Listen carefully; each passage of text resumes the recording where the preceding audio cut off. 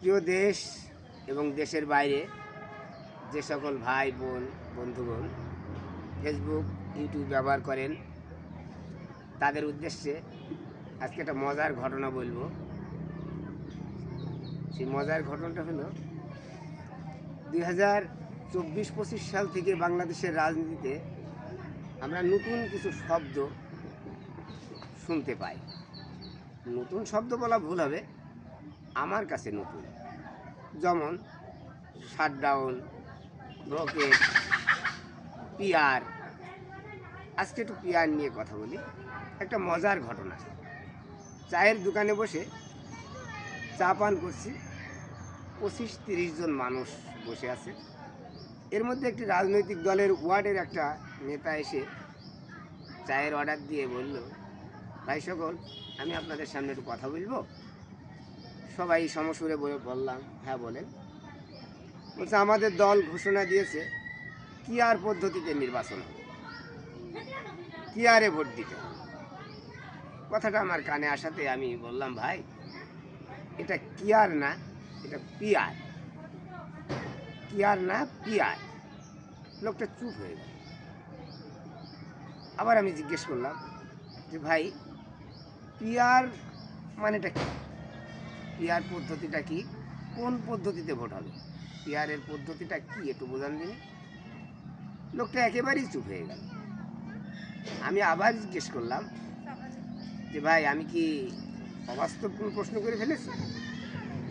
পাশের থেকে একজন বললেন, না ভাই মেম্বার সাহেব, আপনি ঠিকই বলেছেন। এটা আমাদের তো জানার দরকার যে কিআর কি জিনিস। আমি আবারও বললাম, এটা কিআর না, পিআর। লোকটা একেবারেই চুপ হয়ে গেল। আমি জিজ্ঞেস করলাম, আপনি কি পিআর সম্বন্ধে কিছু বোঝেন, কিছু জানেন? এই পদ্ধতিটা কি, কোন পদ্ধতিতে জনগণ ভোট দেবে, জনগণ যাবে? না, তার আর কোনো উত্তর নেই। ভেবে নিলাম উনি পিআর সম্বন্ধে কিছুই জানে না, কিন্তু দল বলেছে তাই বলছে। এর উপরে আমি কিছু শিক্ষিত, অর্ধশিক্ষিত বা একটা রাজনৈতিক দলের ওয়ার্ড ইউনিয়নের 180 জন মানুষের সাথে আমি কথা বলেছি। এই 180 জন মানুষের মধ্য থেকে শুধু 3 জন মানুষ পিআর পদ্ধতির 10% ব্যাখ্যা দিতে পেরেছে, আমাকে বলতে পেরেছে।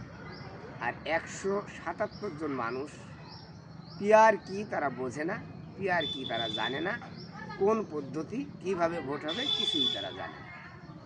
তাহলে একটা রাজনৈতিক দল হঠাৎ করে হুটহাট করে একটা প্রশ্ন তুলে ফেললেন, পিআর পদ্ধতিতে ভোট হবে, যেটা বাংলাদেশের আপামর জনগণ বোঝেই না, জানেই না। চরমোনার পীর সাহেব বলেই ফেললেন, যারা পিআর বোঝে না তারা আবার রাজনীতি করে কেন? তাহলে তো বলতে হয়, যারা পিআর বোঝে না তারা ভোট দিতে যাবে কেন? এটাও তো একটা কথা। এর উপরেই আমি দেখলাম কোনো এক নেতা বলেছিল, হুসুকে বাঙালি। আমাদের আসলে হুসুকে বাঙালি। আমরা মানুষের ঘাড়ে কোনো কিছু একটা চাপিয়ে দিতে চাই, আর মানুষ সেটা বুঝে হোক না বুঝে হোক গ্রহণ করতে চায়। এটা তো ঠিক না। পিআর পদ্ধতি, পিআরের দোহাই দিয়ে নির্বাচনটাকে দূরে রাখা, নির্বাচন থেকে সরে থাকা কোনোভাবেই উচিত হবে না।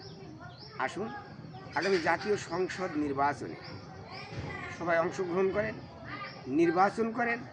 নির্বাচন করার পরে জনগণ যাদেরকে ভোট দেবে, জনগণের ম্যান্ডেট নিয়ে যারা ক্ষমতায় আসবে, তারা এই পিআর পদ্ধতি বলেন, গণভোট বলেন, জুলাই যেটাই যাই বলেন না কেন, তারা সেইটা বাস্তবায়ন করার চেষ্টা করবে।